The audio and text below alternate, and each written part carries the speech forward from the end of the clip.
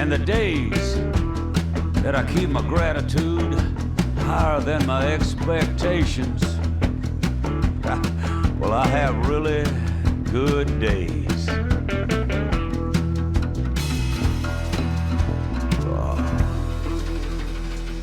right, on the way home to my hometown.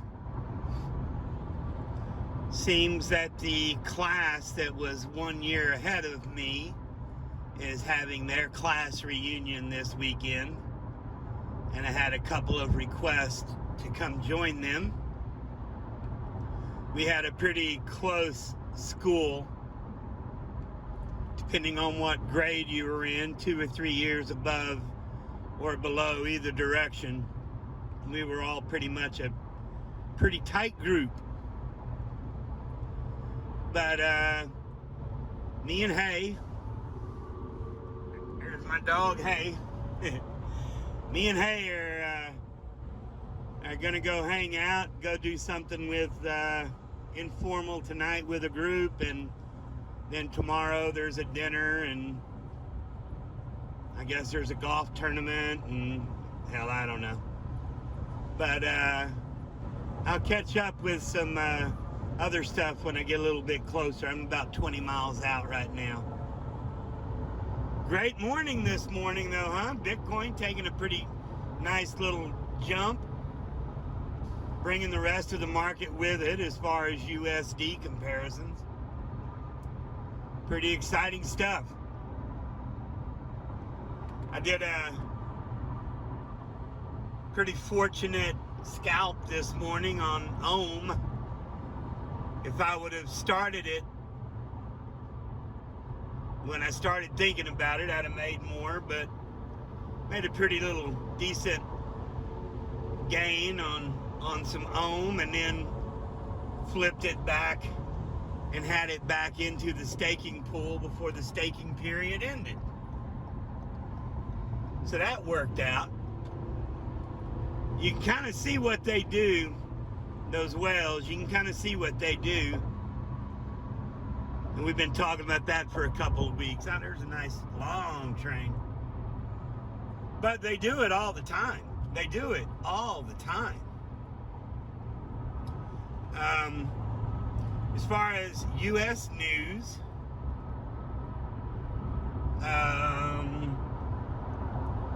the debt ceiling vote, they got that passed yesterday afternoon.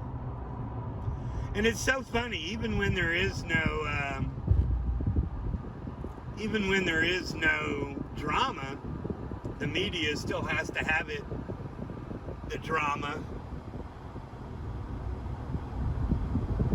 for their news, because they were saying, at the last moment. No, it wasn't. It was like 8 hours early this time. Most of the time, they push it where it's like 15 minutes left.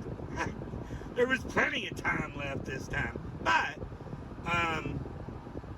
the infrastructure deal is the big one. And it does not look like the Democrats have the votes.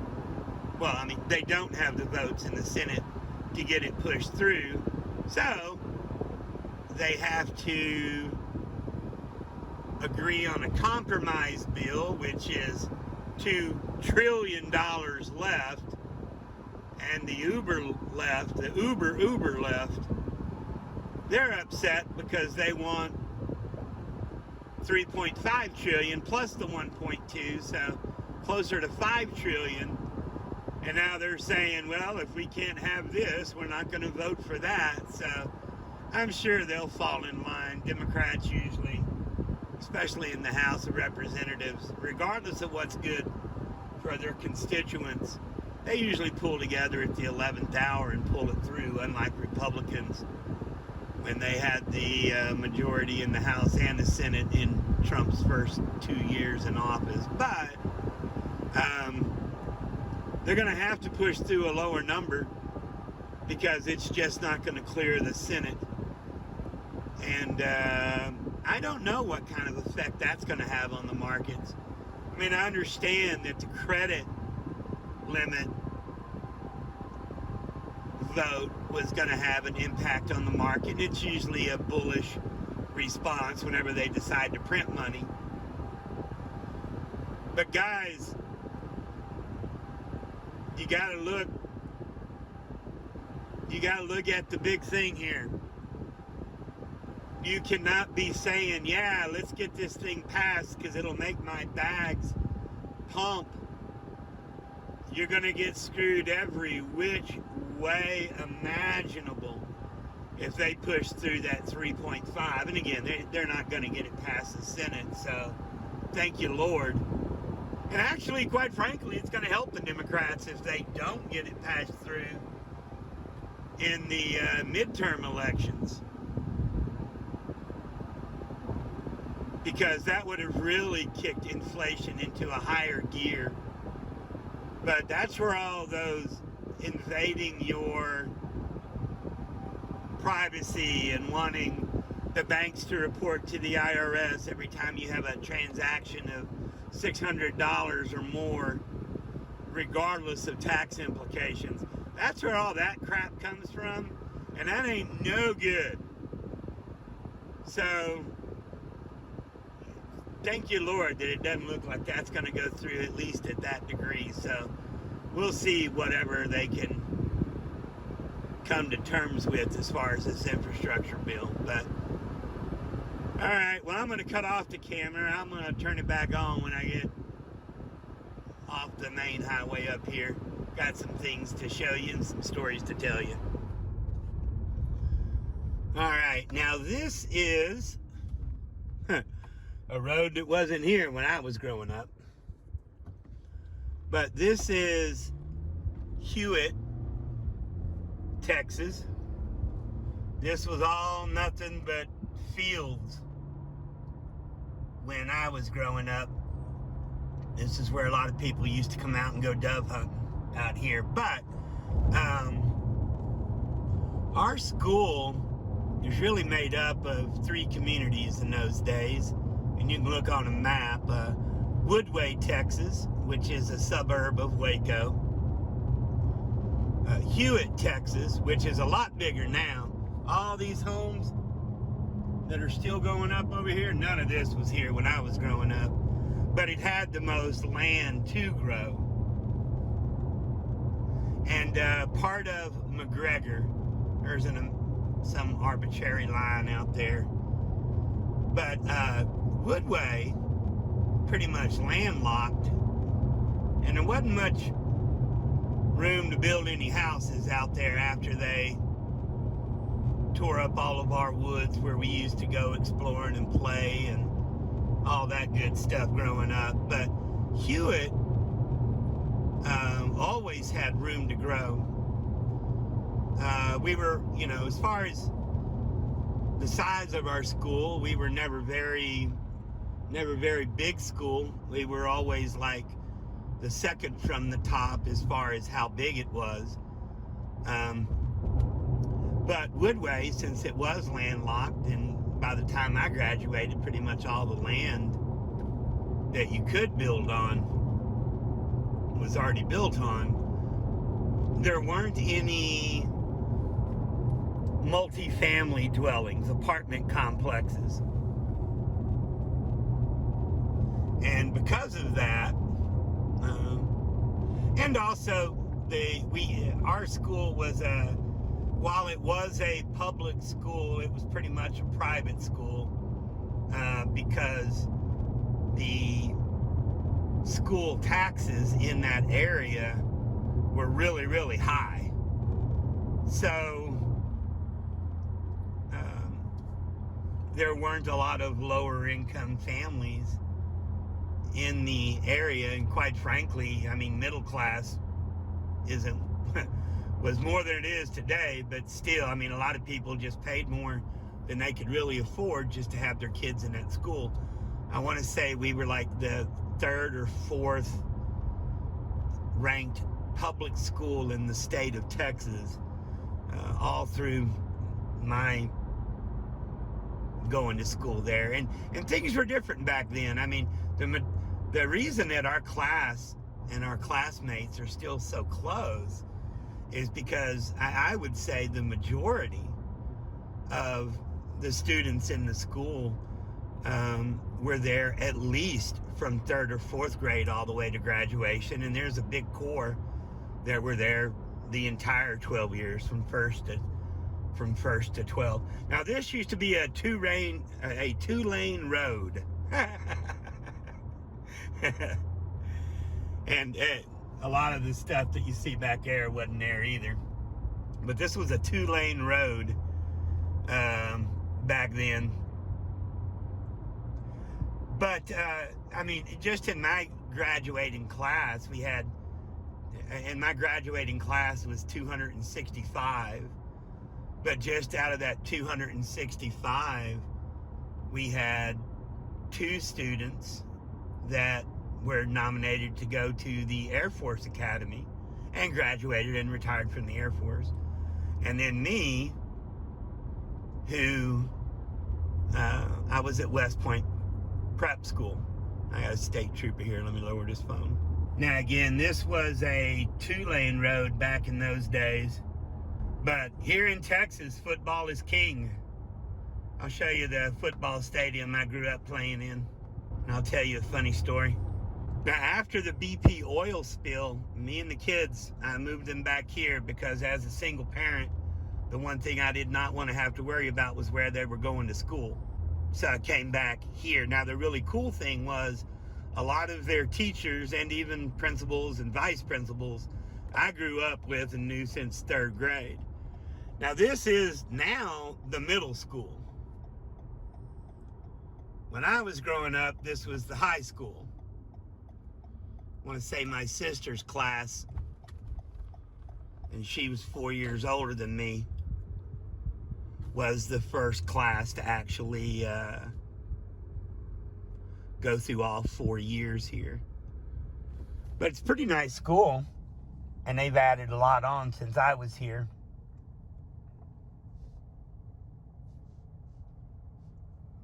Yeah, this is where I went to high school.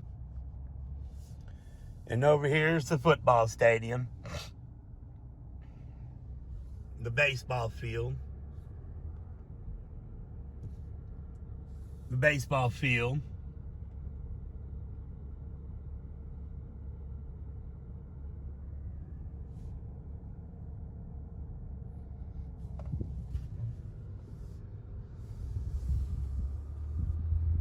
And where this building is here used to be our practice field, but there's the football stadium.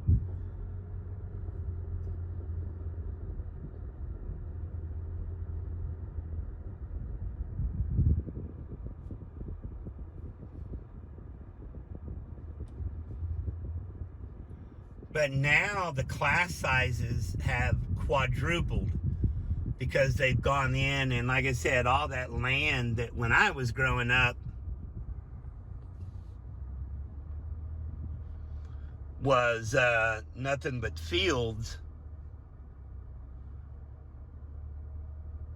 is now housing. Pretty nice field for a high school field. It always was. It's a lot bigger than when we played here now, though.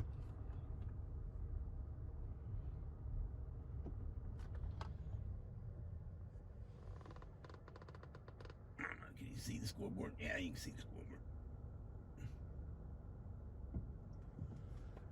Football is king here in Texas.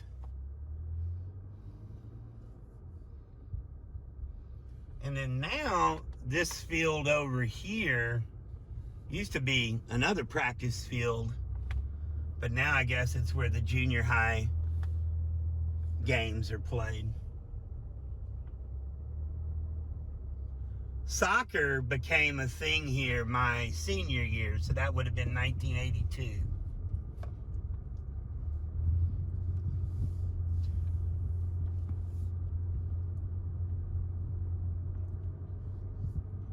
Now, all the way growing up, now this road up here turned into a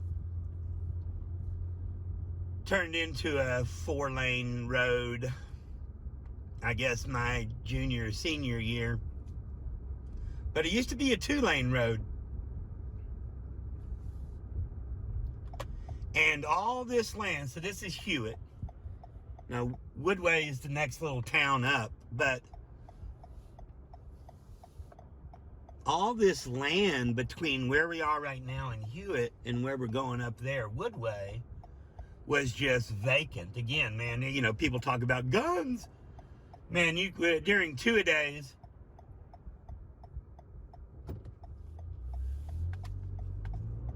people would show up to football practice with their shotgun because they used to be dove hunting over here in between the morning practice and the afternoon practice.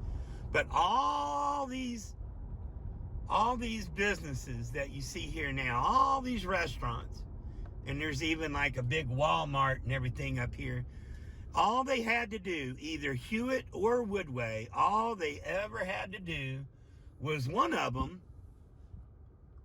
just come in and claim the land and start building this shit. They had forever to do it, but they never did. So it was technically unincorporated land. So what Waco did was they basically came over and claimed it.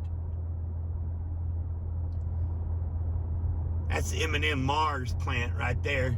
If you like Skittles or M&M Mars, that's where they're made, right over yonder. This used to be a Levi Strauss building, warehouse here. But what Waco did was they came in and bought this land, and then over the course of, now it's a Coca-Cola plant, I'm sorry. Then over the course of 20, 30, 40 years, all these businesses have popped up here. Can you imagine the amount of tax revenue that either one of these little bitty towns could have had for the last 20 or something years if they wouldn't have been playing stupid and playing penny ante bullshit along the way? Stupid. From when we started playing football, 9. So from about the time when we were 9, 10 years old and started playing football, all the parents kept saying, boy, I tell you what, when this class and in the class below us, when these guys are seniors and these guys are juniors, they're gonna be something to reckon with on the football field. See, like these apartments, these weren't here. This was nothing. But they were like, yeah, this is going to be a team to be reckoned with. And of course, we bought into it, and there was a whole lot of talent in the two classes. We were always small. We were always small, and I remember my senior year, the headline on one of the sports pages said something about Midway faces season without size or speed. And then, of course, had a picture of me from the week 1 underneath the headlines. I don't think they thought about it, but boy, did it hurt my feelings. But my sophomore, junior year, our school district went out and bought, I'll just call it what it is, went out and bought a head coach from a rival school, and I'm still friends with him on Facebook these days.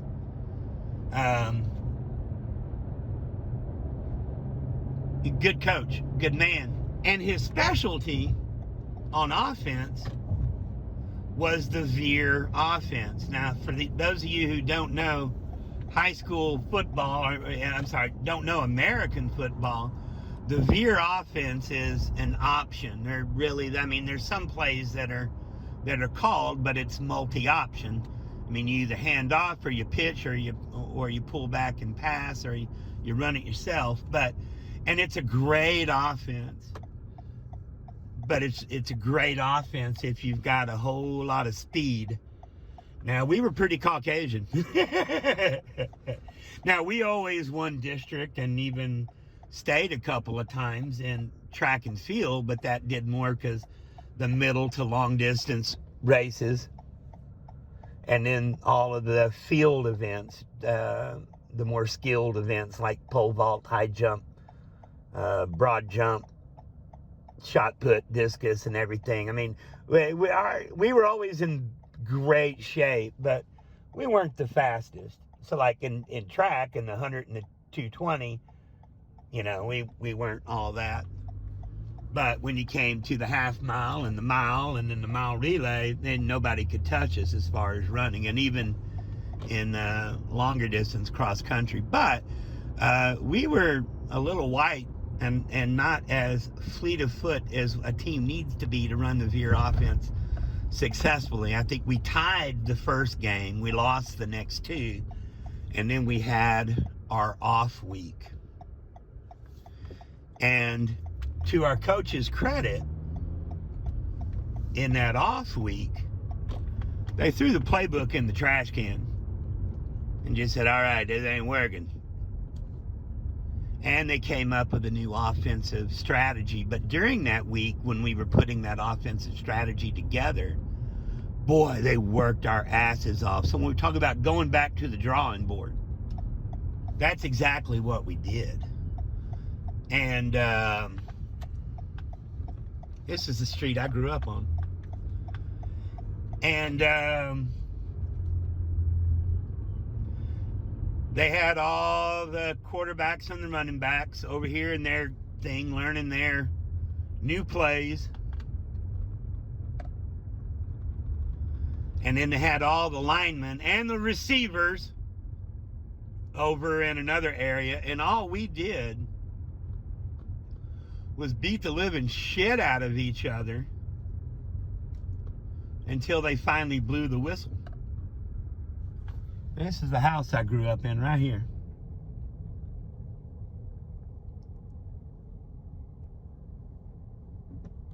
Huh. Well, I tell you, growing up, we had 62 trees in the front and the back. And the reason we had 62 trees, and the reason I can tell you that we had 62 trees was because, well, I had to mow it and mow around them. And then in the autumn had to rake.